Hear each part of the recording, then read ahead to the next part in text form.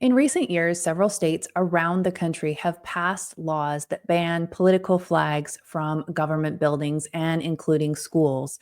We've also seen many blue cities in red states push back and circumvent these laws to allow the flying of pride flags on government buildings. Today, we are going to look at what's going on in the city of Missoula, Montana.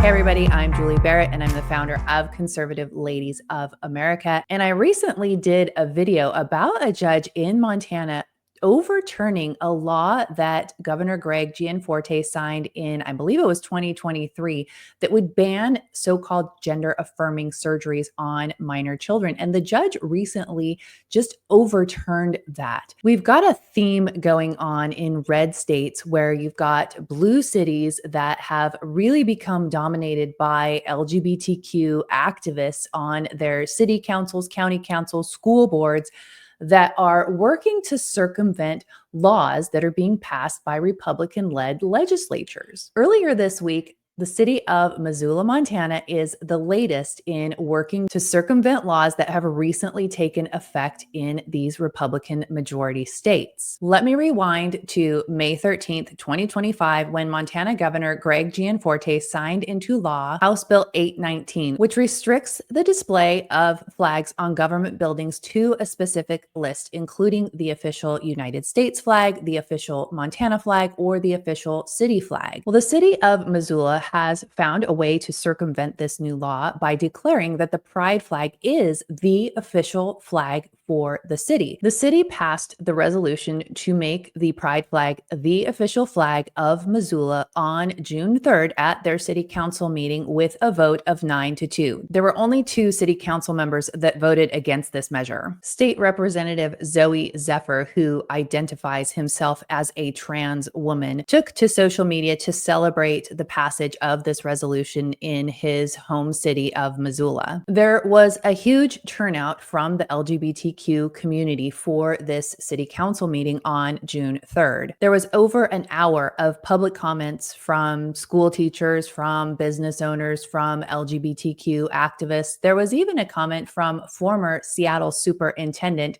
Denise Juneau. One of the recurring themes in all of the comments that were made in support of this resolution was that if these pride flags cannot be flown on government building, it puts LGBTQ people at greater risk for suicide. This is a common strategy that we see from the left, specifically by these LGBTQ activists, is they use this emotional manipulation saying that people will die if we can't have our flags on these buildings. Historically, flags have been a way for a group to communicate power, control, or authority over land or on a building. So the significance of the determination by the LGBTQ and the radical left to have these flags flown on United States government buildings should be taken very seriously, because this isn't really about being inclusive of all people. We have an American flag that says all people are created equally and deserve to be treated equally under the law.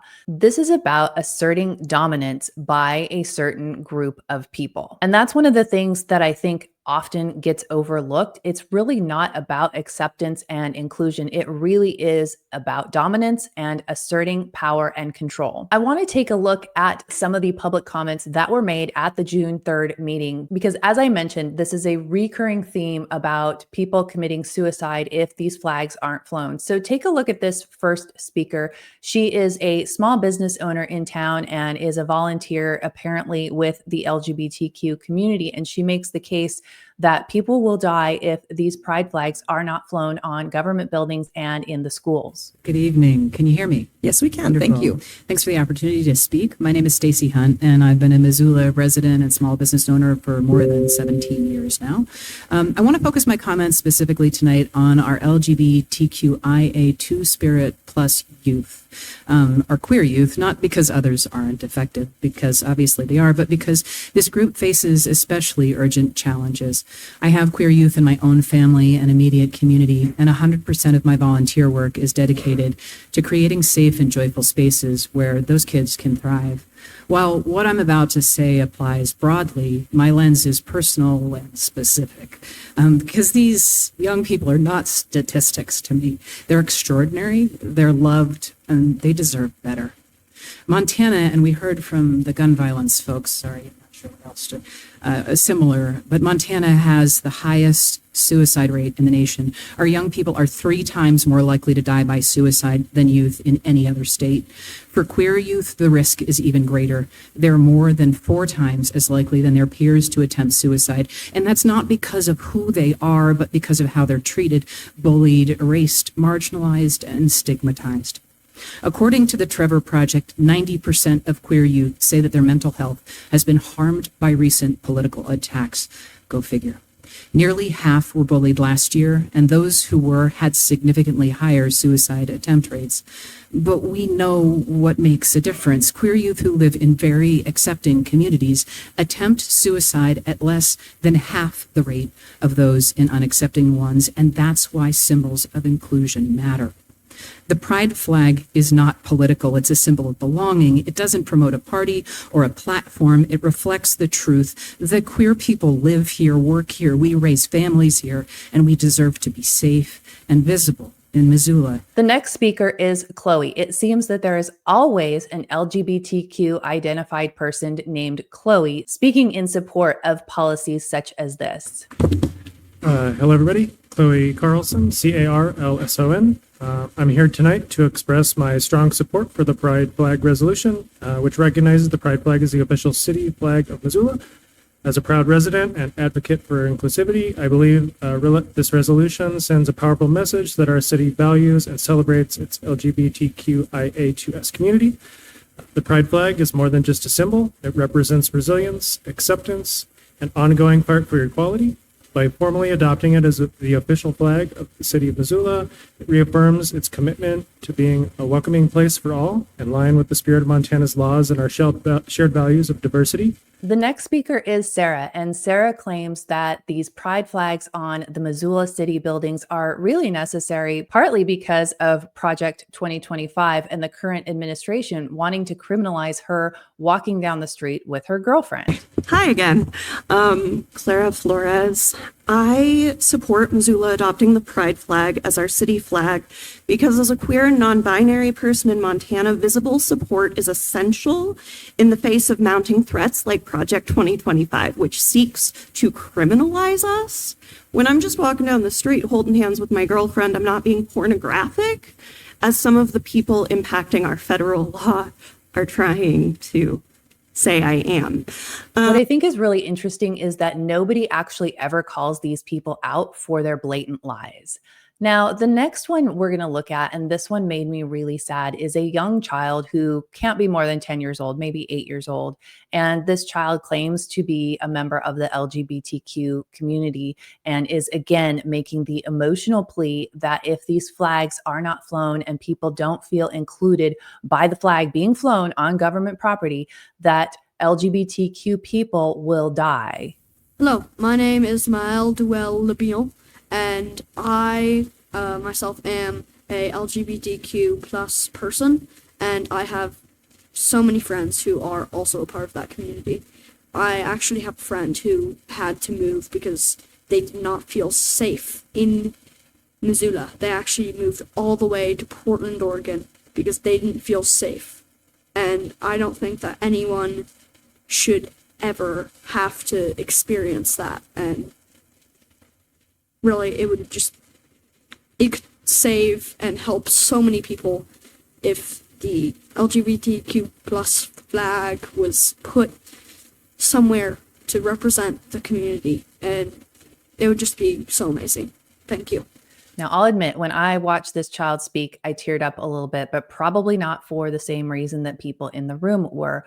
It makes me profoundly sad that adults are using children, manipulating children for their own radical left agenda and really grooming these kids with this sexual and gender ideology. The last clip I'm going to play for you is from the mother of a Blackhawk pilot, and she is the only person that speaks in opposition to this resolution. Again, there were dozens and dozens of people in support lined up prior to her. And you'll see as she's speaking that one of the gentlemen behind her is crossing his arms and shaking her head. I think her point about how the pride flag really is not inclusive of all people and actually excludes a number of groups of people is a really good point. No one loves a child like a parent, and there's just nothing is dear to our hearts.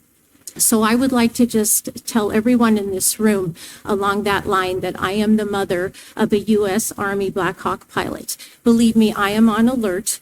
I'm always interested in wars going on around the world, wondering if my son might be involved in one day, because he has signed his name on the dotted line to give his life for all of you in this room and your freedom.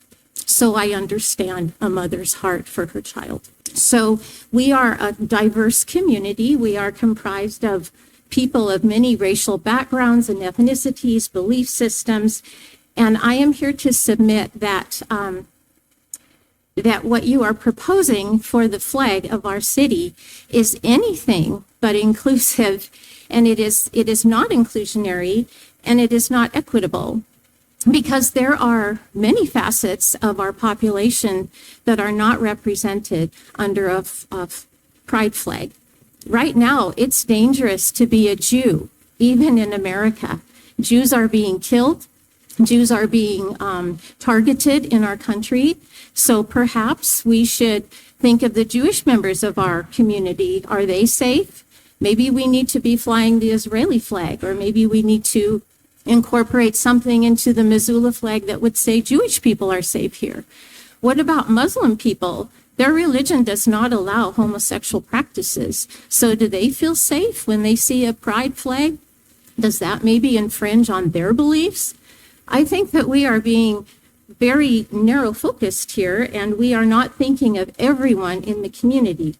The role of government is to represent everyone within that governmental structure and to provide the freedom or the protection for everyone. And unfortunately, of course, this measure passed. And unfortunately, the voice of reason usually isn't heard very loud or in large numbers at meetings such as this. You usually don't see much representation at these meetings from the side of common sense. And it doesn't matter what kind of city you're in. If you are in a more conservative leaning city or a blue city, you will see the left show up in large numbers. And so that's why I really want to impress upon you to please get engaged with what's going on at your local government. This is the biggest call to action that we as citizens have right now. And it's not super time consuming. These council meetings are typically once or twice a month.